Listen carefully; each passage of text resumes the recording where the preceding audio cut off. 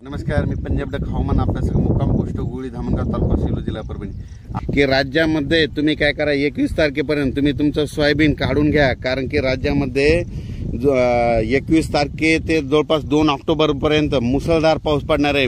मागे जसा पाऊस पडला तसंच पाऊस पडणार आहे। आणि तुम्हाला एक माहिती असं म्हणून सांगतो, ह्या शेतातली आता सोयाबीन कशामुळे काढत आहे, कारण की इथं 24-25 तारखेला इथून परत एकदा पाणी जाणार आहे आणि परत पाणी गेल्याच्या नंतर हे पीक राहणारच नाही। म्हणून हे सोयाबीन काढत असताना तुम्हाला मुद्दाम म्हणून हे व्हिडिओ करत आहे।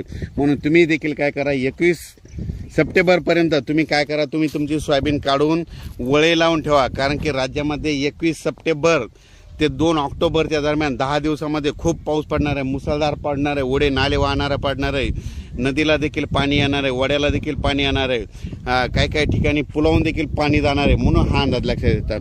पण राज्यात एकंदरीत परिस्थिती बघायचं झालं तर 21 तारखेला तो पाऊस पूर्व विदर्भाकडे येणार आहे, तिथून लगेच ते पश्चिम विदर्भ, त्याच्यानंतर मराठवाड्याकडे येणार आहे, मराठवाड्याकडून परत तो पाऊस तुम्हाला एक सांगू इच्छितो की तो पाऊस लगेच पुन्हा इकडं पश्चिम महाराष्ट्राकडे जाणार आहे, त्याच्यानंतर उत्तर महाराष्ट्राकडे जाणार आहे। म्हणून हा अंदाज लक्षात येतात। माझी सर्व शेतकऱ्याला सांगू इच्छितो की राज्यामध्ये आता जवळपास म्हणजे 21 तारखेपासून म्हणजे पाऊस तो पूर्व विदर्भ, त्याच्यानंतर पश्चिम विदर्भ, त्याच्यानंतर मराठवाडा, त्याच्यानंतर पश्चिम महाराष्ट्र, उत्तर महाराष्ट्र, कोकणपट्टी, खानदेश, म्हणजे हे पाऊस जवळपास 2 तारखेपर्यंत सगळीकडे धुमाकूळ घालणार आहे। म्हणून हा अंदाज लक्षात घ्या। आणि तुम्हाला एक सांगू इच्छितो, आणखीन लातूरकडे म्हणजे मांजरा धरण आहे, तर त्या धरण देखील ह्या पावसामध्ये 30 तारखेपर्यंत भरून जाणार आहे। म्हणून त्यांच्यासाठी आनंदाची बातमी, माजलगावचं एक धरण भरायचं राहिलेलं आहे, ते देखील आता ह्या पावसामध्ये 30 तारखेपर्यंत भरून जाणार आहे। मग ही त्यांच्यासाठी आनंदाची बातमी।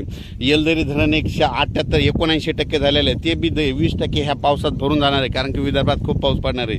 म्हणून हा अंदाज लक्षात घ्यायचा। पण सर्वांना माझी एक कळकळीची, ज्यांचं उडीद किंवा सोयाबीन काढायचं असलं असं तर तुम्ही काय करा की काढून घ्या। कारण की राज्यामध्ये तुम्हाला एक सांगतो की मोठा पाऊस राहणार आहे, त्याच्यानंतर खरा जास्त पाऊस मात्र 23 पासून जास्त पाऊस पडणार आहे। 21-22ला सुरुवात करणार आहे, पण 23, 24, 25, 26, 27चा पाऊस मात्र मुसळधार पडणार आहे। म्हणून हा अंदाज लक्षात घ्यायचा। परत सांगू इच्छितो, परत एक सांगतो की राज्यामध्ये आता ज्यांचं पाईपलाईन किंवा नदीकाठी समजा एखाद्याचे ठिबकचं बंडल किंवा स्प्रिंकलरचे पाईप असेल, नदीमध्ये मोटर असेल, तर त्या काय करा, काढून घ्या। कारण की परत एकदा पूरस्थिती निर्माण होणार आहे। परत तुम्हाला एक सांगतो, उत्तर महाराष्ट्रात पाऊस पडणार आहे, म्हणून परत जायकवाडी धरणामध्ये पाणी येणार आहे। कारण की जायकवाडी धरण 100% पूर्ण आहे। मग तिकडं पाऊस पडल्यामुळे त्या नद्याला पूर येईल, त्याचं पाणी पुन्हा सोडावं लागतं, त्याच्यामुळं हे गोदावरी नदीला पूर येणार आणि तुमचे पाईपलाईन असेल, मोटर असेल, ते वाहून जातील। म्हणून तुम्ही हे देखील काढून घ्यावे।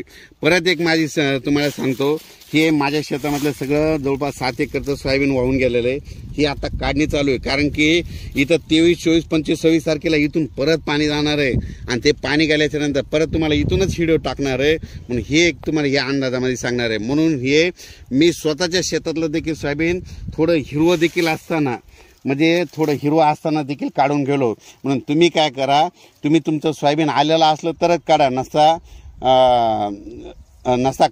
म्हणजे त्याची जास्त रिस्क घेऊ नका। हे कारण कशामुळे काढायला, कारण की तो आमचा नाला फुटलेला आणि ते परत आता पावसाळ्यात बुजवणं होत नाही, त्याच्यामुळे हे आमचं तसं सोयाबीन काढून गेलो। म्हणून परत शेतकऱ्याला विनंती आहे, ज्यांचं सोयाबीन असेल 21 तारखेपर्यंत तुम्ही तुमची काळजी घ्या। आणि या पावसामध्ये विजेचं प्रमाण जास्त असल्यामुळं तुम्ही झाडाखाली